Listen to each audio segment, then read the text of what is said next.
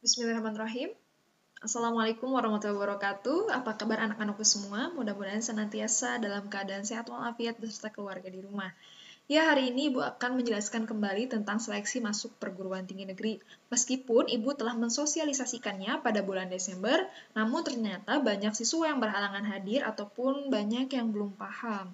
Maka dari itu Ibu jelaskan kembali ya, mudah-mudahan setelah ini kalian lebih paham. Yang pertama, untuk seleksi itu Ibu ringkas saja menjadi dua jalur. Yang pertama adalah jalur raport atau jalur undangan, yang kedua adalah jalur tes. Apa aja di jalur undangan? Yang pertama ada SNMPTN atau singkatan dari Seleksi Nasional Masuk Perguruan Tinggi Negeri. Dan jalur raport yang kedua ada SPAN PTKIN, yaitu Seleksi Prestasi Akademik Nasional Masuk Perguruan Tinggi Keagamaan Islam Negeri. Adapun SNMPN atau Seleksi Nasional Masuk Politeknik Negeri. Nah, apa persamaannya, apa perbedaannya? Persamaannya, jalur undangan atau raport baik SNMPTN, SPAN PTKIN, ataupun SNMPN itu sama-sama dengan menggunakan raport semester kalian dari mulai 1 sampai dengan semester 5. Ya. Dan juga bisa ditambahkan dengan prestasi lain. Ya, itu persamaannya. Jadi sama-sama menggunakan nilai raport kalian untuk seleksi. Ya, perbedaannya apa? Perbedaan yang pertama adalah tujuan. Tujuan SNMPTN dilaksanakan yaitu berarti untuk masuk ke perguruan tinggi negeri. Dan ini yang penyelenggaranya adalah LTMPT atau Lembaga Tes Masuk Perguruan Tinggi. Ya, jadi ini SNMPTN itu ditujukan atau tujuannya untuk ke perguruan tinggi negeri. Tapi ada kebijakan baru tahun ini, di tahun 2021, selain ke perguruan tinggi negeri, untuk D4 Politeknik kalian bisa melalui SNMPTN. Paham ya? Jadi untuk perguruan tinggi negeri ditambah tahun ini kebijakannya untuk D4 Politeknik. Jadi bisa di sini dipilihnya. Yang kedua ada jalur SPAN PTKIN, ya. Jalur SPAN PTKIN ini sama juga dengan rapot perbedaannya adalah ditujukan untuk perguruan tinggi keagamaan Islam negeri. Jadi misalnya perguruan tinggi keagamaan negeri itu ada UIN, IAIN, ada juga STAIN ya. Maka ini semua adalah perguruan tinggi keagamaan Islam negeri melalui jalur SPAN PTKIN. Nah, apakah perguruan tinggi keagamaan Islam negeri bisa melalui SNMPTN? Bisa, dengan jurusan tertentu. Jadi SPAN PTKIN ini seleksinya juga untuk ke jurusan tertentu ya yang disediakan oleh masing-masing PTKIN atau perguruan tinggi keagamaan Islam negeri tersebut. Nah, lalu kalau yang SNMPN itu ditujukan untuk Politeknik Negeri, kebijakan tahun sekarang itu hanya untuk program diploma atau D3. Ya, jadi kalau yang mau D3 ke Politeknik lewat jalur SNMPN atau Seleksi Nasional Masuk Politeknik Negeri. Apalagi perbedaannya? Perbedaannya kalau SNMPTN itu sudah dikuota oleh LTMPT-nya. Jadi kita sekolah tidak bisa mendaftarkan 100% jumlah siswa. Mereka harus di pemeringkatan dulu. Mereka harus siswa-siswa itu harus disaring gitu. Nah, berapa jumlah siswa yang berhak didaftarkan? Untuk akreditasi A, maka 40% dari jumlah siswa ini. 40% dari jumlah siswa. Contoh di SMK Medikakom itu siswa ada 543. Ya, maka untuk di akreditasinya kan A 40%-nya berarti kurang lebih 217 siswa. Itu yang berhak atau yang eligible untuk daftar di SNMPTN. Dan itu sudah diinfokan dari tanggal 4 Januari ya. Gitu. Lalu SPAN PTK ini bisa siapa saja yang benar-benar ingin melanjutkan ke perguruan tinggi keagamaan Islam negeri, tapi dengan syarat juga ya raportnya harus dengan nilai baik dan konsisten, bahkan punya prestasi lain dan itu direkomendasikan oleh sekolah. Nah, kalau SNMPTN itu akunnya dibuat oleh masing-masing siswa ya melalui laman LTMPT. Kalau SPAN PTKIN dan SNMPN itu akunnya diajukan dulu oleh sekolah. Ya, diajukan dulu oleh sekolah baru kalian nanti dapat username dan password. Nah, Ibu setelah share kepada kalian kan form untuk pendaftaran SPAN dan untuk pendaftaran SNMPN. Nah, itu sudah di-share juga akun-akun yang daftar ya. Setelah Ibu mengajukan untuk ke pihak panitia dari SPAN dan SNMPTN, maka kalian mendapatkan username dan password. Itu silahkan diakses dan diisi selengkap mungkin, sebaik mungkin dan sebenar mungkin. Ya, sehingga nanti saat finalisasi kalian benar-benar yakin dan bisa dipertanggungjawabkan.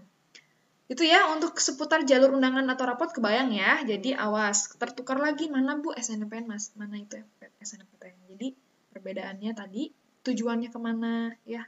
Dan persamaannya adalah sama-sama dengan undangan atau jalur rapot gitu. Nah, selanjutnya untuk yang kedua, tadi kan ada jalur raport, ada jalur tes ya. Ada jalur tesnya itu adalah ada ya ibu ringkas menjadi kurang lebih ada 3, ada SBMPTN, seleksi bersama masuk perguruan tinggi negeri, ya, itu melalui UTBK. Jadi Bu, maksudnya gimana nih? Ada UTBK, ada SBMPTN. Nah, maksudnya gini, SBMPTN itu adalah seleksinya, sistem seleksinya, seleksi bersama masuk perguruan tinggi negeri. Nah, seleksi itu menggunakan modal, yaitu nilai ujian tes berbasis komputer atau UTBK. Jadi, kalian misalnya mau ke Universitas Impian itu harus lihat hasilnya dulu ya, harus diuji dulu hasil UTBK-nya gitu, sesuai apa tidak dengan si kriteria PTN tersebut. Adapun kalau ke perguruan tinggi keagamaan Islam negeri ada disebut ujian masuk perguruan tinggi keagamaan Islam negeri atau UMPTKIN. Ini sama melalui tes berbasis komputer dan biasanya dilakukan di berbagai PTKIN ya di Indonesia. Ada juga ujian seleksi mandiri, ini juga kembali kepada masing-masing PTN karena setiap PTN punya kebijakan yang berbeda.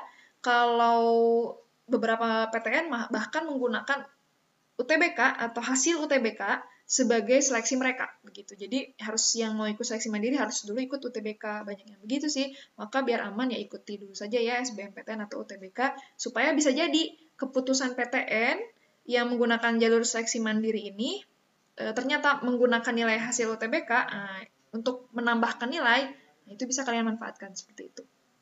Nah ini ya, ini tentunya beda akun. Kalau SBMPTN itu menggunakan akun siswa di LTMPT. Jadi bagi yang sudah mengikuti SNMPTN atau jalur raport tetapi tidak diterima, pahit-pahitnya tidak diterima, maka bisa melalui jalur UTBK SBMPTN ini dan menggunakan akun yang sama yang dibuat ya di laman LTMPT tersebut. Nah, kalau UMPTKIN ini nanti Ibu akan lanjutkan di info selanjutnya, mungkin bisa dicari ya gitu ya tentang UMPTKIN. Kalian pun harus proaktif ya sekarang. Apalagi ini yang seleksi mandiri karena setiap PTN atau universitas itu beda-beda tanggal-tanggal seleksi mandiri dan ujian mandirinya, maka kalian harus proaktif mencari ya gitu daripada scrolling atau baca-baca yang tidak jelas. Kalian bisa mempersiapkan tuh untuk kalian ke perguruan tinggi negeri atau universitas impian kalian. Nah, selanjutnya kalau untuk yang jalur 3 tadi ya, jalur SNMPTN, SBMPTN, dan seleksi mandiri itu kuotanya beda-beda. Kalau SNMPTN, jalur raport SNMPTN itu minimum 20%. Memang sedikit sih ya dibanding SBMPTN yang 40%. Maka Ibu sarankan sejak dini, sejak dari awal, jika kalian ingin ke universitas atau perguruan tinggi negeri impian kalian, maka belajarlah UTBK. Ya, belajarlah untuk ikut SBMPTN karena peluangnya lebih besar, kuotanya itu lebih besar, sehingga kalian juga bisa lebih lega gitu. Jadi jangan terlalu berharap ke yang jalur raport juga ya, karena tadi kuotanya juga terbilang kecil gitu. Begitupun seleksi mandiri lumayan 30%, maka persiapkan bisa dengan berlatih UTBK dan SBMPTN. Gitu ya. Nah, makanya di sini tulisnya dapat menggunakan hasil UTBK karena memang beberapa universitas atau PTN itu ya minta UTBK sebagai salah satu syarat seleksi mandiri mereka. Begitu ya. Nah, ini kalau di PTN Badan Hukum biasanya SBMPTN minimum 30%, tapi seleksi mandiri 50% karena butuh seleksi yang lain seperti fisik bisa jadi kan kayak gitu atau psikotes dan lain-lain. Nah, itu untuk jalur dan kuota ya. Maka yang sudah mendaftar SNMPTN jangan terlalu berbangga diri. Kalian harus persiapkan diri kalian sebaik mungkin untuk bisa belajar UTBK SBMPTN. Kalau SNMPTN yang tadi Ibu sudah jelaskan ya persyaratan sekolahnya. kalian punya NPSN, tentu kalau sekolah sudah terakreditasi, punya NPSN, dan sudah mengisi, ini sudah ya sama Ibu diisi PDSS atau pangkalan data sekolah dan siswa, nilai-nilai kalian. Dan tentunya yang diisikan atau diajukan adalah siswa yang eligible itu, yang 40% dari jumlah siswa di jurusannya. Nah, itu sudah Ibu share ya, sejak tanggal 4 Januari. Dan juga persyaratan pesertanya tentu ini ya ada memiliki prestasi akademik yang bagus, juga memiliki NISN yang terdaftar di PDSS, memiliki nilai raport juga. Ketika memilih program seni dan olahraga itu biasanya wajib mengunggah portofolio. Nah, sekalian kan kalian nih sejak 15 Januari kemarin sudah mulai pendaftaran SNMPTN, pasti yang memilih jurusan berkaitan dengan seni atau olahraga itu wajib mengunggah portofolio. Seperti ya ada juga contoh DKV ya, jurusan DKV itu perlu menggugah portofolio. Maka dari itu, bagi yang mau ke seni atau olahraga, persiapkan juga ya. Nanti bisa diunduh di situ di dalam akun kalian itu, ketika mau memilih universitas, ternyata milih seni dan olahraga, biasanya diminta untuk mengunggah portofolio, maka contohnya diunduh dulu, di-download dulu, untuk tahu gitu ya. Lalu pilihan program studinya itu bisa memilih 2 program studi dari 1 PTN atau 2 PTN. Contoh begini, saya pengen Bu di jurusan akuntansi, di 2 PTN boleh. Atau misalnya Bu saya pengen di 1 PTN aja tapi 2 jurusan atau 2 program studi boleh. Ya misalnya contoh manajemen sama manajemen sama akuntansi. Nah, tapi di 1 PTN boleh seperti itu. Disarankan tidak lintas minat. Ini tapi tergantung ketentuan PTN yang dituju ya, tapi memang sangat tidak disarankan untuk lintas minat. Kenapa? Karena satu, menghindari kalian untuk merasa salah jurusan. Yang kedua kan kalian sudah punya basic ya, sejak di SMK punya basic untuk meneruskan gitu ya pembelajaran di tingkat selanjutnya, tapi punya modal, jadi lebih enak juga. Yang ketiga kan raport itu diisi nih dari sekolah. Itu kan yang diupload nilai bahasa Inggris, Indonesia, matematika, dan hampir semua pelajaran ya. Dan itu ada C1, C2, C3, yaitu nilai kompetensi kalian. Itu kan tentu jadi penilaian khusus gitu ya, jadi tidak disarankan untuk lintas minat, sayang aja gitu ya. Nilai bagusnya itu yuk pergunakan untuk sesuai linear ya dengan SMK yang kalian sekarang sedang tempuh. Lalu ini untuk ketentuan pemeringkatan, ini kan sudah di-share ya 4 Januari lalu. Kalau SMK itu matematika, Indonesia, Inggris, dan kompetensi keahlian, dan juga bisa mendapatkan prestasi lain itu menjadi penilaian khusus, dan jumlah kuota yang masuk pemeringkatan sesuai dengan ketentuan kuota akreditasi sekolah. Nah, ini jadi kayak nggak bisa semua siswa didaftarin, jadi memang harus sesuai, yaitu kalau akreditasinya A, 40% dari jumlah siswa di jurusannya. Kalau memiliki banyak jurusan ya. Gitu. Ini untuk pemeringkatan siswa oleh sekolah. Selanjutnya, kita lagi di tahap mana, Bu? Nah, tahap pendaftaran SNMPTN 2021 itu sekarang sedang di pendaftaran SNMPTN. Lagi memilih PTN dan program studinya. Nah, ini sejak tanggal 15 Januari. Nah, bagi yang punya yang pengen masuk ke jurusan seni dan olahraga itu melalui portofolio ya, mengunggah portofolio. Dan Ibu sudah share panduannya ya, nanti silakan dibaca baik-baik di grup. Lalu ada seleksi, nanti habis itu baru seleksi jadwal SNMPTN, pengumuman, baru daftar ulang. Ini tanggal-tanggalnya ya, jadwalnya, peluncuran PMB-nya sudah, registrasi akun kalian sudah, eligible sekolah sudah ya, dari 4 Januari, pengisian PDSS sudah, Ibu akhir Januari sudah mengisi, pendaftaran SNMPTN. Terus sekarang nih lagi di sini ya, berarti ya posisi kalian sedang di sini.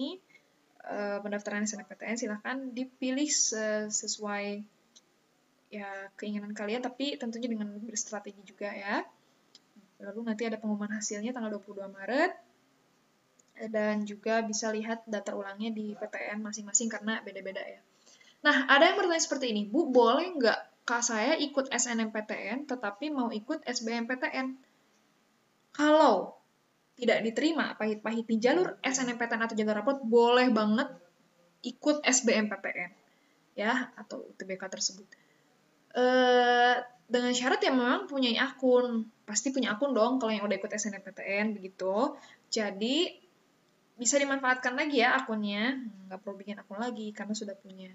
Tapi kalau yang sudah diterima SNMPTN atau jalur raport tidak boleh ikut SBM. Misalnya gini, ya aku diterimanya di pilihan kedua padahal kurang suka misalnya. Bu, boleh nggak saya tuh diterima di SNMPTN, nanti misalnya sudah keluar nih hasil pengumumannya tanggal 22 Maret. Bu, saya tuh pengen pindah jurusan kayaknya meskipun saya sudah diterima jalur raport, gimana ya? Oh, itu tidak bisa. Sekarang tidak boleh. Jadi yang ikut SNMPTN dan sudah diterima, maka harus bertanggung jawab atas pilihannya, ya. Tidak boleh ikut SBMPTN gitu. Kalau yang ikut SNMPTN tapi tidak diterima atau tertolak, baru boleh ikut SBMPTN lagi, mencoba peluang lagi yang baru, ya gitu. Nah, ini data terakhir yang Ibu dapatkan kalau di sekolah kita jumlah siswa terdaftar itu terverifikasi 160 siswa, artinya apa? Ini ada 160 siswa yang punya akun, ya, khususnya untuk yang SNMPTN. Kalau yang belum terverifikasi ini artinya apa? 32 siswa ini dia punya akun tetapi belum finalisasi. Kalau ini sudah sampai finalisasi, ini belum finalisasi atau belum permanen data. Dan ini yang belum sama sekali registrasi atau membuat akun. Nah, Ibu sarankan bagi yang minat ataupun tidak minat kuliah, yuk bikin akunnya, siapa tahu berubah pikiran. Karena banyak kejadian seperti tahun-tahun kemarin para alumni, Bu, yuk bikin akun, sudah difasilitasi sekolah untuk bikin akun bersama-sama, tapi nggak datang. Nggak, Bu, nggak minat sekolah. Nggak minat sekolah, tidak minat kuliah, katanya gitu. Ternyata pas hari-hari mendekati pendaftaran seleksi, tetapi sudah ditutup pembuatan akunnya, itu pada telepon, Bu, saya berubah pikiran, saya pengen ikut SBMPTN, gimana ya? Wah, sudah nggak bisa ternyata, karena sudah ditutup untuk registrasi akunnya. Maka mumpung ada waktu, kalau tidak salah 24 Februari ya, terakhir membuat akun di tahun 2021 ini, maka buatlah akunnya, ya. Mau kuliah ataupun tidak, buatlah akunnya sampai finalisasi. Barangkali kita berubah pikiran ya, tidak tahu, maka registrasi ya kalau bisa. Itu ditunggu yang lain juga nih yang belum terverifikasi, Ibu tunggu untuk kalian sampai finalisasi. Ya, nah untuk selanjutnya, jalur raport itu ada seleksi nasional masuk Politeknik Negeri khusus untuk jenjang diploma. Jadi bisa dipahami ya, D4-nya itu masuk SNMPTN, seleksinya jalur itu. Kalau yang SNMPN atau seleksi nasional masuk Politeknik Negeri, itu khusus untuk jenjang diploma, D3. Nah, kapan pembukaannya? Ini 11 Januari, sudah mulai dari awal, penutupan pendaftarannya 19 Maret. Perbedaannya dengan SNMPTN tadi ya, sudah dijelaskan, SNMPTN itu akunnya dibuat masing-masing. Kalau yang seleksi nasional masuk Politeknik Negeri, itu yang mengajukan username dan password adalah sekolah. Pihak sekolah mengajukan kepada pihak panitia untuk kalian mendaftarkan username dan password. Jadi, Ibu sudah share juga ya, share kepada kalian form untuk pendaftaran bagi yang benar-benar minat dan sesuai dengan kriteria akademik yang baik, sikap yang baik, maka bisa diajukan oleh sekolah untuk kalian mendapatkan username dan password. Nanti Ibu akan informasikan kepada kalian dan kalian mengisi data sebenar mungkin, seteliti mungkin ya supaya bisa dipertanggungjawabkan gitu. Nanti pengumumannya 6 April. Bu, boleh nggak ikut SNMPTN? Ikut juga SNMPN? Oh, boleh karena ini beda panitia gitu ya. Boleh sih, boleh. Ini mencoba peluang kalian, siapa tahu rezekinya di sini. Lalu ada juga yang SPAN PTKI, ini juga sama dengan menggunakan jalur raport, namun jadwal seleksinya ini 19 Januari sampai 17 Februari sudah Ibu isi kok ya. Pengisian dan verifikasi PDSS ini Ibu sudah lakukan ya. Tinggal hari ini pendaftarannya, nanti username dan passwordnya hari ini Bu share untuk kalian melakukan pendaftaran SPAN PTKIN. Ini diisi sampai teliti, nanti ada seleksi tahap 1, seleksi tahap 2, baru nanti pengumuman hasil seleksi 5 April. Jadi beda sehari dengan Politeknik ya, pengumumannya. Ya, 6 April ini 5 April.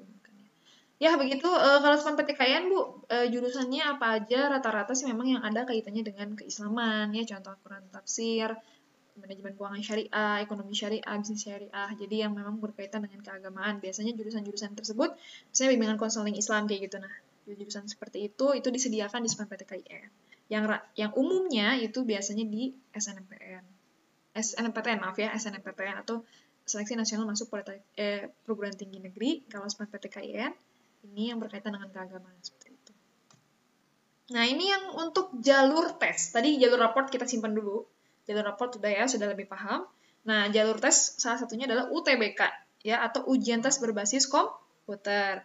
Nah, hasilnya UTBK ini akan dipakai untuk seleksi masuk bersama perguruan tinggi negeri atau SBMPTN.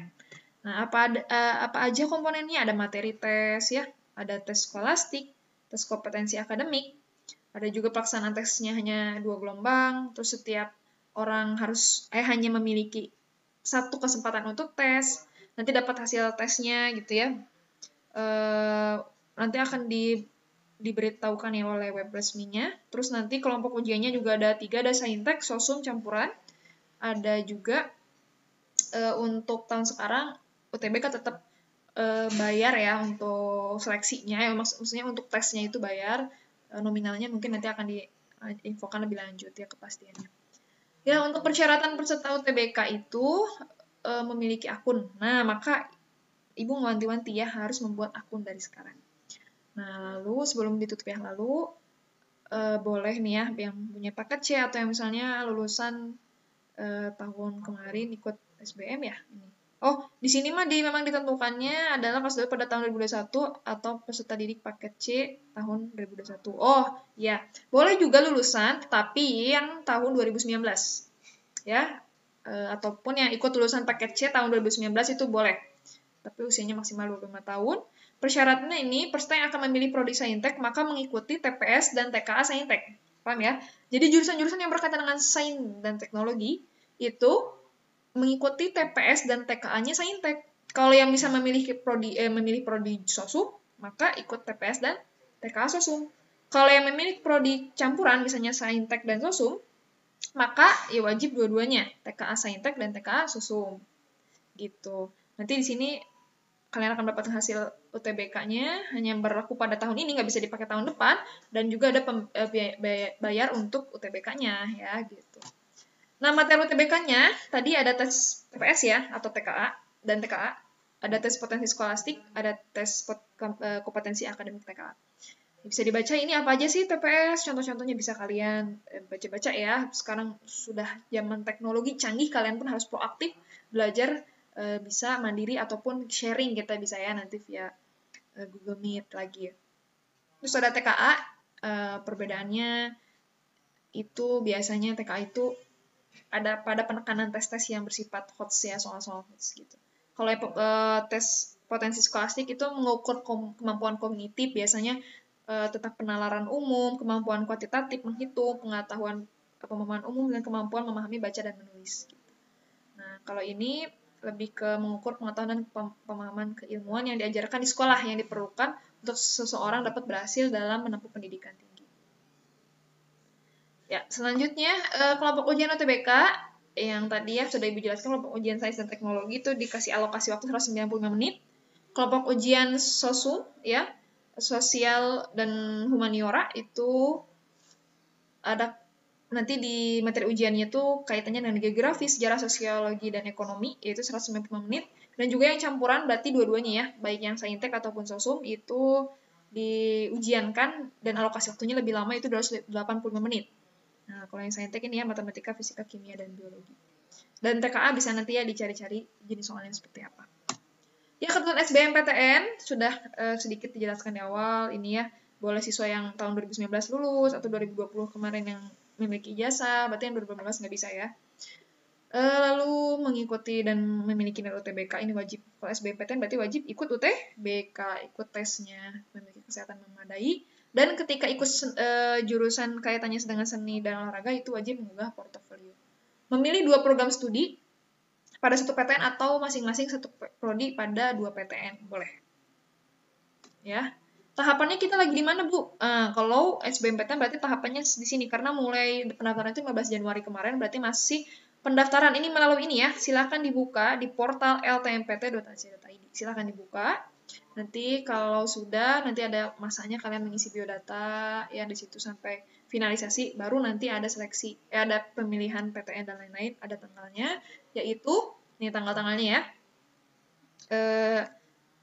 Maaf, bikin akun tuh bukan 15 Februari, 7 Februari justru ya, 7 Februari, dan sudah banyak yang bikin, alhamdulillah.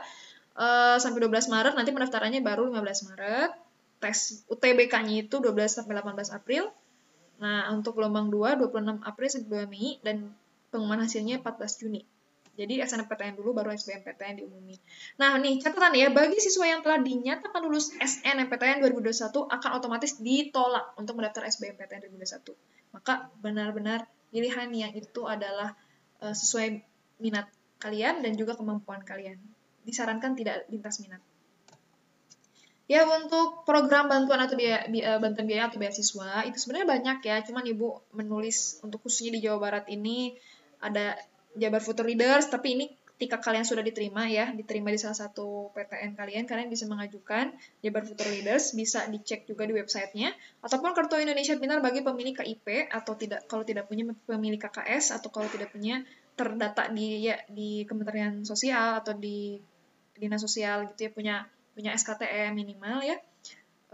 Itu ada juga syarat-syaratnya, bisa dibaca di kipkuliah.kemendikbud.go.id ini ya, ada di sini, silakan dibuka. Jadi siswa pendaftar dari keluarga kurang mampu secara ekonomi dapat mengajukan bantuan biaya pendidikan skema Kartu Indonesia Pintar atau KIP Kuliah. Informasi detailnya kalian bisa lihat pada websitenya, yaitu pembiayaan pendidikan di sini ya. Dan Ibu udah share bagaimana kalian untuk membuat akunnya, mensinkronkan ya antara KIP kuliah dengan sistem SNMPTN, itu sudah di-share. Kalian bisa dibaca-baca baik-baik dengan detail, dengan cermat, sehingga kalian bisa menemukannya. Kalian boleh bertanya setelah membaca panduan tersebut sedetail mungkin. Oke? Ya, itu mungkin kurang lebih Ibu menjelaskan tentang seleksi ke perguruan tinggi negeri. Mudah-mudahan kalian bisa lebih semangat lagi ya ke depannya. Nah, Ibu harap untuk yang pemilik misalnya KIP juga, itu kalau misalnya tidak diterima di perguruan tinggi negeri, sebenarnya bisa banyak di perguruan tinggi swasta yang menerima full gratis kuliah 4 tahun, ya asal punya KIP gitu bisa. Bu, kalau misalnya nggak punya KIP gimana? Sedangkan saya kondisi ekonomi misalnya sedang terpuruk ya pas lagi pandemi kayak gini. Bisa mengajukan, tapi itu memang bisa pertama dari RT RW dulu ya, pengantar, baru ke kelurahan, ke dinas sosial, nanti diajukan ke Kemensos gitu ya. Nanti Ibu juga akan share mungkin panduannya seperti apa. Tapi Ibu sarankan pokoknya kalian tidak boleh jadi berhenti semangatnya gitu ya, karena mungkin memikirkan masalah ekonomi dan lain-lain. Yang penting menurut Ibu sekarang adalah daftar dulu, coba seleksi dulu. Insya Allah kalau ada kemauan, ada jalannya, kita nanti akan berusaha sebaik mungkin untuk kalian bisa lebih ringan lagi biaya kuliahnya. Apalagi sekarang perguruan tinggi negeri itu ada sistem UKT atau uang kuliah tunggal. Jadi biayanya itu berdasarkan golongan gaji orang tua. Ya misalnya ada dari rentan misalnya bayar 500.000 per semester sampai sekian juta. Itu di PTN memang berbeda-beda, tetapi intinya bayarnya itu sesuai dengan kemampuan kondisi kedua orang tua kalian gitu ya. Nah, maka Ibu harap yuk sekarang sama-sama kita semangat untuk ikuti seleksi ini. Ya, ini siapa tahu menjadi rezeki kalian, apalagi yang punya KIP silakan di sini bisa akses gitu kan ya. Dan yang belum punya boleh bisa mencoba mendaftar. Lalu asalkan ada syarat-syarat tertentu ya, nanti bisa dibaca secara detail. Contoh misalnya gaji orang tua tuh ya harus di bawah 4 juta gitu ya, ketika dibagi dengan jumlah anggota keluarga itu ya kurang lebih 750 per biaya tanggungan ya per orangnya gitu. Maka itu bisa, terus banyaklah syarat-syarat tertentu untuk ikut KIP kuliah, bisa dibaca. Itu ya, kalian tidak boleh patah semangat. Tetap semangat, jaga imunitas, jaga keimanan, jaga keamanan, tetap 3M. Terima kasih kalau untuk yang agak slow respon mungkinnya di WhatsApp, mohon maaf ya, karena alhamdulillah banyak sekali anak-anak yang antusias dan bertanya gitu ya di WA. Mudah-mudahan kalian senantiasa sehat selalu ya. Terima kasih. Billahi taufiq wal hidayah. Wassalamualaikum warahmatullahi wabarakatuh. Tetap jaga 3M.